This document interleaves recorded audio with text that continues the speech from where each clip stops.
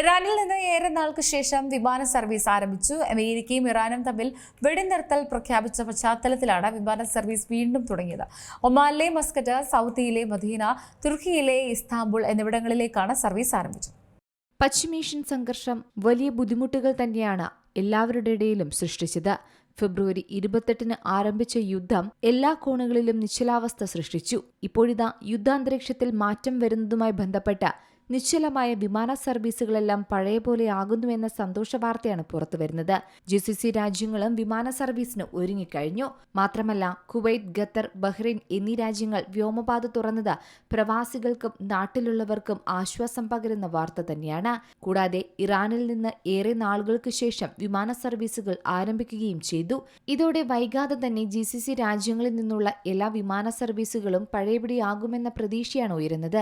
അമേരിക്കയും ഇറാനും തമ്മിൽ വെടിനിർത്തൽ പ്രഖ്യാപിച്ച പശ്ചാത്തലത്തിലാണ് ഈ മാറ്റം.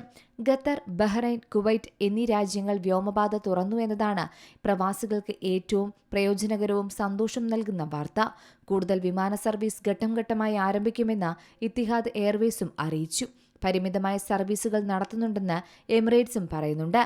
Air Arabia, Sharjah, Abu Dhabi, Ras al Khaimah എന്നീ വിമാനത്താവളങ്ങളിൽ നിന്നും സർവീസ് നടത്തുന്നുണ്ട്.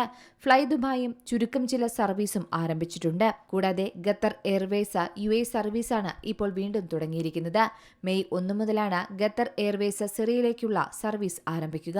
ഒമാൻ എയർ പതിവ് പോലെ സർവീസ് ആരംഭിച്ചിട്ടുണ്ട്. ഷാർജയിലേക്കുള്ള സർവീസ് സലാം എയർ ആരംഭിച്ചു. എന്നാൽ ഇറാനിലേക്കുള്ള യാത്ര ഓഗസ്റ്റ് 31 വരെ റദ്ദാക്കിയിട്ടുണ്ട്. കുവൈറ്റിലേക്കും ഖത്തറിലേക്കുമുള്ള സർവീസ് മെയ് 30 വരെ നിർത്തിവെക്കുകയും ചെയ്തിട്ടുണ്ട്. ഇപ്പോഴത്തെ സാഹചര്യം കൂടുതൽ മെച്ചപ്പെട്ടാൽ ഈ തീയതിക്ക് മുമ്പ് സർവീസ് ആരംഭിക്കാനാണ് സാധ്യത. കൂടാതെ ബഹ്റൈനിൽ നിന്നുള്ള വിമാന സർവീസ് ഗൾഫ് എയർ ആരംഭിച്ചിട്ടുണ്ട്.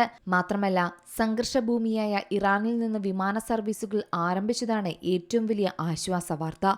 ഒമാനിലെ മസ്കത്ത്, സൗദിയിലെ മദീന, തുർക്കിയിലെ ഇസ്താംബുൾ എന്നിവിടങ്ങളിലേക്കാണ് സർവീസ് ആരംഭിച്ചത്. കൂടാതെ ടെഹ്റാനിലെ ഇമാം ഖുമൈനി വിമാനത്താവളത്തിന്റെ പ്രവർത്തനം പഴയപോലെ ആകുകയാണെന്നും ഇറാൻ സർക്കാർ അറിയിച്ചു.